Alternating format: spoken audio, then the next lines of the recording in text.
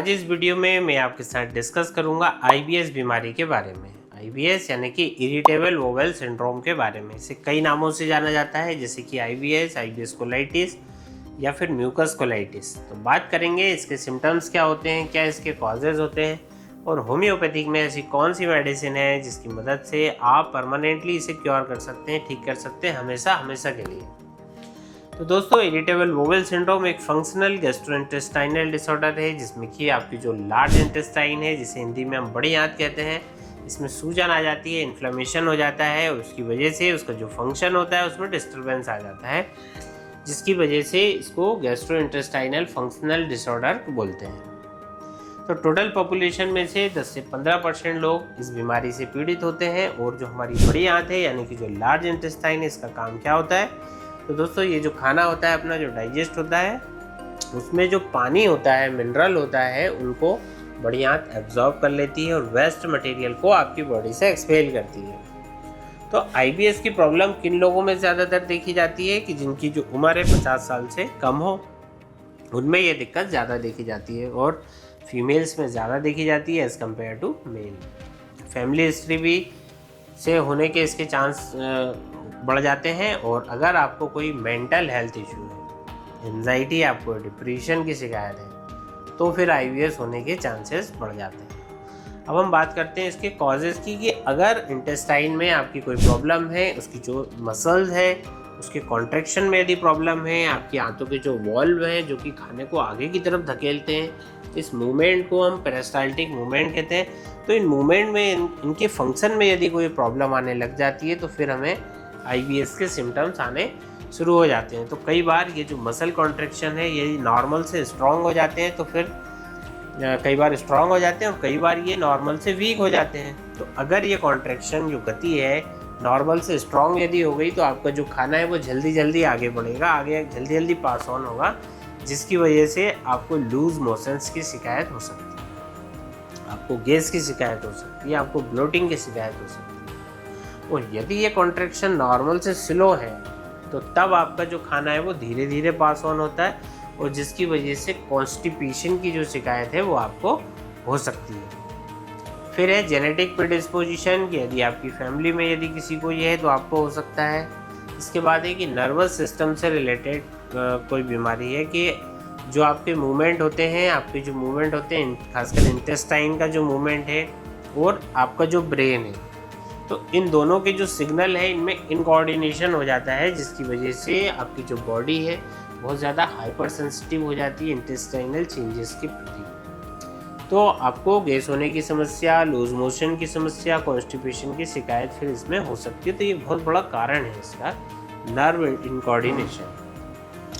अब बात करते हैं कि आईबीएस में होम्योपैथी का क्या रोल है। तो होम्योपैथी आईबीएस की जड़ पर दोस्तों काम करती है। फॉर एग्जांपल कि यदि आपको किसी खाने की चीज़ से आपकी हाइपर सेंसिटिविटी है तो मेडिसिन उसे कम करने का काम करेगी, वो भी बिना किसी साइड इफेक्ट के। तो सबसे पहली हमारी मेडिसिन आती है आईबीएस के लिए सल्फर 200। मैं हमेशा आईबीएस का ट्रीटमेंट सल्फर 200 के सिंगल डोज से ही स्टार्ट करता हूँ। इसके बाद जो भी आपके सिम्टम्स हैं उनके बेसिस पर अलग अलग मेडिसिन में देता हूँ। तो सबसे पहले इसके लिए जो मेडिसिन आती है वो है एलोज सोकोट्रिनल। एलोज ऐसे केसेस में काफ़ी अच्छा काम करती है जिन लोगों को थोड़ा बहुत खाने पीने के बाद उन्हें टॉयलेट के लिए भागना पड़ता है, स्टूल पास करने के लिए भागना पड़ता है। इसमें पेशेंट को वाटरी डायरिया होता है, इसके साथ काफ़ी ज़्यादा म्यूकस भी उसमें पास होता है, पेट में गुड़गुड़ बहुत ज़्यादा होती है, गैस पास की शिकायत होती है। यह मेडिसिन इंटेस्टाइन के मूवमेंट को भी रेगुलाइज करती है। एलोज के पेशेंट को बार बार स्टूल पास करने की वजह से एनस के आसपास उसको पेन रहता है स्टूल पास करने से। स्टूल पास करने के दौरान एनस में जलन और दर्द भी फिर उसको हो सकती है।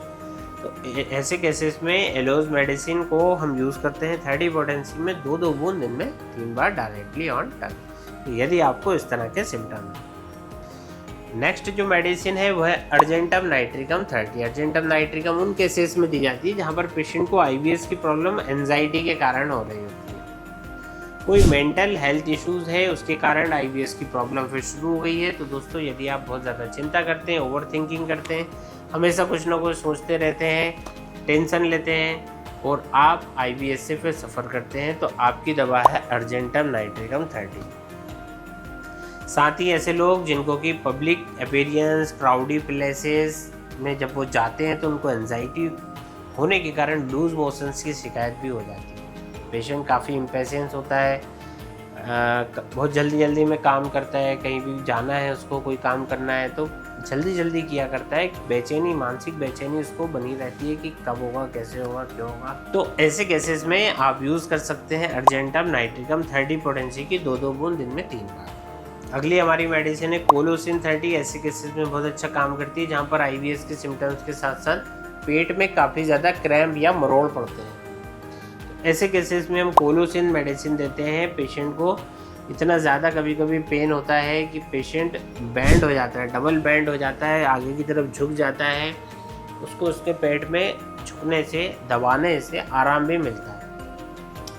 और थोड़ा सा भी यदि उसने कुछ खा लिया, थोड़ा सा भी पानी पी लिया तो पेट की जो मरोड़ की जो तकलीफ़ है पेट में वो शुरू हो जाती है। पेशेंट जब भी बहुत ज़्यादा यदि गुस्सा कर लेता है, इरिटेट हो जाता है तो फिर उसको वो सिम्टम्स जो है पेट दर्द की बढ़ जाते हैं। दोस्तों ये एक लिंक होता है कि आपके इमोशन से ये बीमारी जुड़ी हुई होती है। तो कहाँ व्यक्ति गुस्सा हो रहा है, इरिटेट हो रहा है तो उसके पेट में दर्द शुरू हो गया। तो ये दोस्तों IBS में इमोशनल और मेंटल हेल्थ का भी अच्छा होना बहुत ही ज़्यादा ज़रूरी है। तो पेट दर्द की कंडीशन है और इस तरह के IBS की समस्या है जिसमें पेट दर्द ज़्यादा होता है, आप कोलोसिन मेडिसिन जरूर से इस्तेमाल करें। 2-2 बूंद करके दिन में 3 बार आप इसे ले सकते हैं। नेक्स्ट इंपॉर्टेंट मेडिसिन जो IBS के सभी केसेस में दी जानी चाहिए वो है थ्रोम्बोडिनम 30। ये मोस्टली एंटी इन्फ्लेमेटरी मेडिसिन है और साथ ही साथ ये किसी भी तरह के बैक्टीरिया और फंगस या पैरासाइट इन्फेक्शन को भी ठीक करती है, जिसके कारण आपकी जो IBS की प्रॉब्लम है, आपको यदि डिसेंट्री की समस्या हो रही है, आपको अल्सरेटिव कोलाइटिस की प्रॉब्लम है, तो इस तरह की बीमारियों को ठीक करने के लिए इस तरह की ये जो मेडिसिन है थ्रोम्बोडिनम दी जाती है। तो ये दवा मेनली जो पेट में जाकर इन्फ्लेमेशन को ठीक करती है। तो बार बार मोशन हो रहा है, इंडाइजेशन हो रहा है, उसको रेगुलेट करती है, इंडाइजेशन को ठीक करती है, डाइजेशन को इम्प्रूव करती है और जिससे आपकी जो प्रॉब्लम है धीरे धीरे करके ठीक हो जाती है। अगर आपको खाना खाने के तुरंत बाद या पानी पीने के तुरंत बाद आपके लक्षण बढ़ जाते हैं, पेट में दर्द होने लगता है, मोशन जाना पड़ता है और ऐसा आपके साथ बार बार होता है, तो ये मेडिसिन सबसे ज़्यादा इफेक्टिव रहती है। और ये जो प्रॉब्लम है दोस्तों, जितने भी ये जो सिम्टम मैंने अभी बताए हैं, तो ये तो IBS के केसेस में होते ही हैं। तो यहाँ पर बहुत ज़्यादा इफेक्टिव रहती है। इसका जो डोज है वो रहेगा 2-2 बूंद दिन में 3 बार डायरेक्टली ऑन टंग। एक और मेडिसिन है जो कि सिम्टम्स के अकॉर्डिंग हम दे सकते हैं, वो है आयरिस वर्सिकुलर 30। जो आयरिस वर्सिकुलर होती है ये बहुत ज़्यादा इफेक्टिव होती है IBS के केसेस में कि अगर आपको एसिडिटी बहुत ज़्यादा बनती है, बार बार मोशन के लिए जाना पड़ता है, आपके शरीर को कुछ भी नहीं लगता है, पेट हमेशा ख़राब रहता है, कभी कॉन्स्टिपेशन, कभी डायरिया रहता है और साथ में जी मिचलाना, बहुत ज़्यादा एसिडिटी आपको होती है, तो उसके लिए जो मेडिसिन है खासकर आयरिस वर्सिकुलर 30। ये दवा बहुत अच्छा काम करती है 30 पावर में। डायरेक्टली इसको लेना होता है 2-2 बूंद दिन में 3 बार। तो फ्रेंड्स ये सारी एक्सप्लेनेशन थी, ये सारी मेडिसिन थी इरिटेबल बोवेल सिंड्रोम के बारे में और उसके होम्योपैथिक ट्रीटमेंट के बारे में। आई होप ये इन्फॉर्मेशन आपको जरूर से पसंद आई होगी। अगर आप मुझसे डायरेक्टली कंसल्ट करना चाहते हैं, बात करना चाहते हैं, तो व्हाट्सएप नंबर नीचे हम दे रहे हैं, इसमें आप हमें मैसेज कर सकते हैं, बाकी की डिटेल आपको प्रोवाइड कर दी जाएगी। मिलते हैं दोस्तों जल्दी ही नेक्स्ट वीडियो में एक नई जानकारी, एक नए वीडियो के साथ। तब तक अपना बहुत बहुत ख्याल रखिए। धन्यवाद।